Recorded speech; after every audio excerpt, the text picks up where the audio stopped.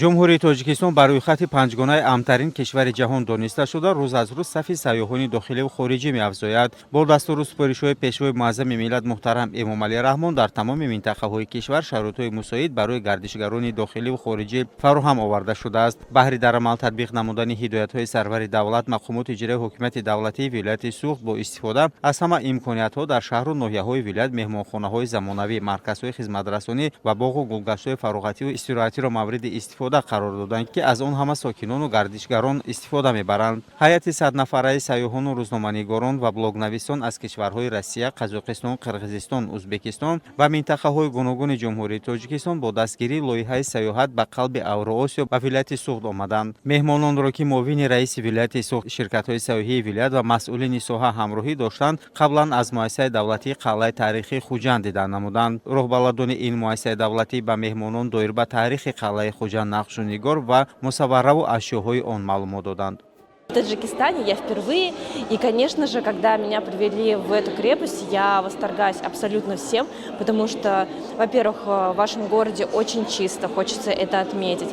Нас очень дружественно встретили вчера с танцами, с песнями, вкусно накормили, мы остановились в красивом отеле, и сейчас наслаждаемся этой прогулкой. блогнависону сайёҳон кӯшиш мекарданд аз саргӯшаи он наворбардорӣ намуда дар саҳифаҳои иҷтимоии худ пахш намоянд, ки ин яке аз ҳадафҳои лоиҳаи сайёҳат ба қалби Авроосиё мебошад. Ба гуфти сайёҳон, то имрӯз дар Россия, Қазоқистон ва Қирғизистон буданд ва дар он кишварҳо низ бо маконҳои таърихиву фарҳангӣ шинос шуданд, аммо Суғди Тоҷикистони соҳиби истиқлол онҳоро дар ҳайрат монд. Это просто великолепно, отличный город, большой, гостеприимный, теплый, даже немного жарковат от вашего гостеприимства, но тем не менее. Очень красиво, вообще дух захватывает. Вдохновляет вообще вся восточная архитектура. Она по-своему неповторима, необычна, ни на что не похожа. Вот. Очень красиво расписаны стены, потолок, очень красивые люстры висят. Вот. Видно, с какой любовью народ подходит к своей истории, к своему наследию.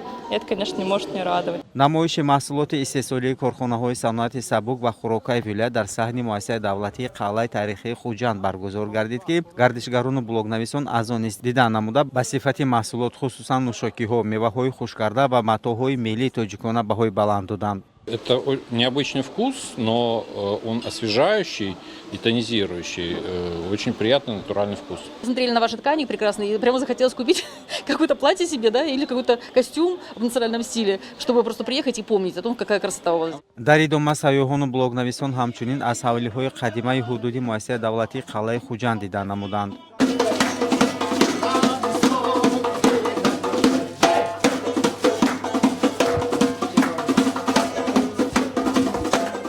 дар ин макон, ки ҳар як ҳавлӣ муаррифгари таъриху фарҳанги қадимаи миллати тоҷик аст, ба сайёҳон писанд омад. ороишу нақшу нигор, меҳмоннавозии тоҷикона, таъми меваҳои шаҳрбор, оши палов ва сару либоси бонувони тоҷик барояшон хеле ҷолиб буд. ҳар як блогнавису сайёҳ онро наворбардорӣ мекарду дар сомонаҳои иҷтимоии худ пахш мекард. Даже арбуз, который я вот сегодня попробовала, мне кажется, он медовый. Есть какой-то привкус, нотки растений, цветов. То есть я не ожидала такой вкус. Он необычный. Мы много где пробуем арбуз, но здесь он какой-то со своей изюминкой. И мне кажется, что над ним колдуют какие-то феи.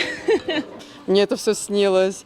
И вот сейчас мы пришли, сейчас еще у нас музыка национальная встречала, и очень все так завораживающе, и прям невозможно стоять на месте, хочется двигаться, танцевать, и люди вот своей радостью и своим каким-то таким позитивной энергией очень заряжают.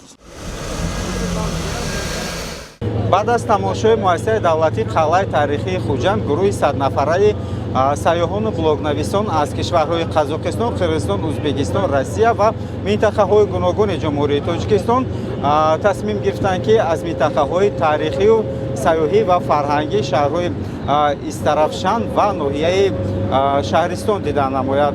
ба гуфти худи сайёҳон, ҳангоми гузаштан аз сарҳади гумрукӣ аллакай дарк карданд, ки меҳмоннавозии Тоҷикистон аллакай ин худ бозгӯи таъриху фарҳанги қадимаи миллати тоҷик аст. намоиши масъули дастони ҳунармандони шаҳри Истарафшан ки дар даромадгоҳи ин муассисаи мазкур ба намоиш гузошта шуда буд, диққати меҳмононро бештар ҷалб кард. Дар ҳафти тамошои дохили муассисаи давлатии ҷумҳуриявӣ маҷмӯаи таърихии Қалаи Муғ барои меҳмонон роҳбаладон аз таърихи он маълумот доданд. Ухоженная крепость, то есть, чисто все, действительно, чисто, красиво, монументально так вот.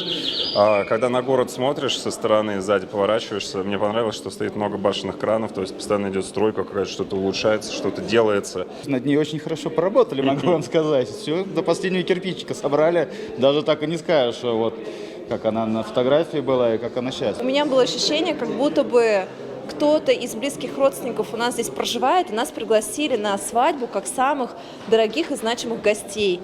дар ҳудуди муассисаи мазкур ки корҳои археологияи айни замон идома дорад, меҳмонон аз он низ дидан намуданд ки ба гуфти онҳо ин аввалин имконият барояшон буд ки дар рафти корҳои археологӣ иштирок намуда аксбардорӣ менамоянд. дар идома дар шаҳри Истарафшан меҳмонон бо фаъолияту маҳсули дастони таълимгирандагони коллеҷи ҳунарҳои мардумӣ шинос шуданд. дар ин муассисаи касбу ҳунаромӯзӣ ба блогнависону сайёҳон ва рӯзноманигорон сару либоси миллӣ кандакорӣ, нақшхорӣ, сӯзанидӯзӣ ва дигар ҳунарҳои миллӣ пешкаш гардид. Здесь нам показывают национальные наряды, они просто божественные. Мне очень нравится, хотелось бы каждый примерить. И такие вот замечательные головные уборы я уже планирую купить. муовини раиси вилояти суғ ба меҳмонон доир ба имкониятҳои сайёҳии вилоят ва рушди соҳа маълумот дод. роҳбари лоиҳаи сайёҳат ба қалби Авроосиё ба ҳукумати ҷумҳурии Тоҷикистон, мақомоти иҷроии ҳокимияти давлатии вилояти суғ барои меҳмоннавозию шароитҳои фароҳам оварда миннатдорӣ намуд. Да, мы со своей стороны, со стороны Организационного комитета от души желаем Республике Таджикистан и таджикистанскому народу во главе с руководителем, лидером нации Эмомали Шариповичем Рахмоном всего самого доброго, мира, процветания и добра. ҳайати меҳмонон дар идома ҳамчунин бо фаъолияти ҷамъияти савомии пӯшидаи оби Зулол шинос шуданд. дар ин макон низ ба онҳо доир ба истеҳсоли намудҳои гуногуни нӯшокиҳои ташнашикан ва афшураҳо маълумот дода шуд. ҳайати 100 нафараи меҳмонон дар идома ба ноҳияи Шаҳристон равона шуданд. дар минтақаи сайёҳии ноҳия меҳмононро бо анъанаҳои миллӣ суруду мусиқӣ пешвоз гирифтанд.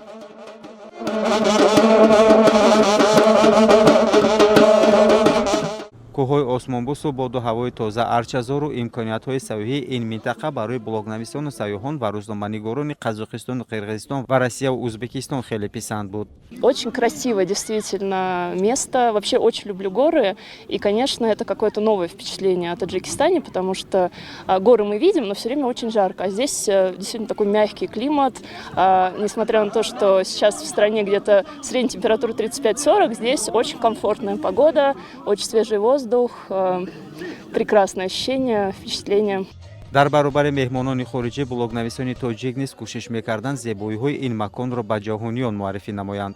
дар инҷо блогерон ҳастанд, актёрҳо ҳастанд, журналистон ҳастанд, коргарони давлатӣ ҳастанд. яъне ҳамин шумораи зиёда аз 80 нафар аз ҳар як соҳа одамонро гирифтагӣ ҳастанд, то ин ки ҳамон маводҳое ки дар интернет паҳн мешаванд гуногун бошанд ва аз ҷиҳати ҳамдигарро боз ҳам наздик кардан, яъне дӯстии байни давлатҳоро боз ҳам наздик кардан.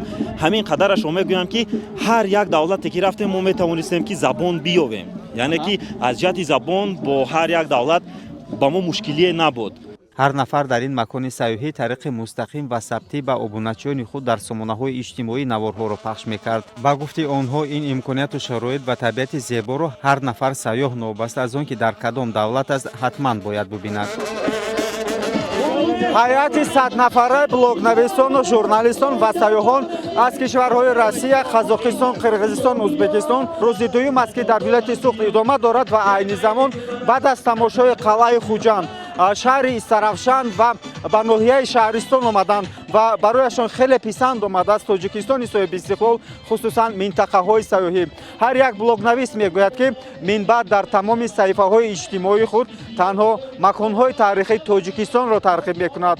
маврид ба зикр аст ки таи солҳои охир бо дастгирии ҳукумати ҷумҳурии Тоҷикистон, хосатан пешвои муаззами миллат муҳтарам Эмомали Раҳмон, соҳаи сайёҳӣ дар кишвар рушд кардааст ки соласол шумораи сайёҳон меафзояд. ва бояд қайд намуд ки мувофиқи маълумот Тоҷикистон ба панҷгонаи амтарин давлати дунё ворид гардид ки ин боз ҳам тавонист шумораи сайёҳонро ба кишвари мо бештар намояд. Қудратло Раҳматлоев, Садло Арслонов, Ахбор.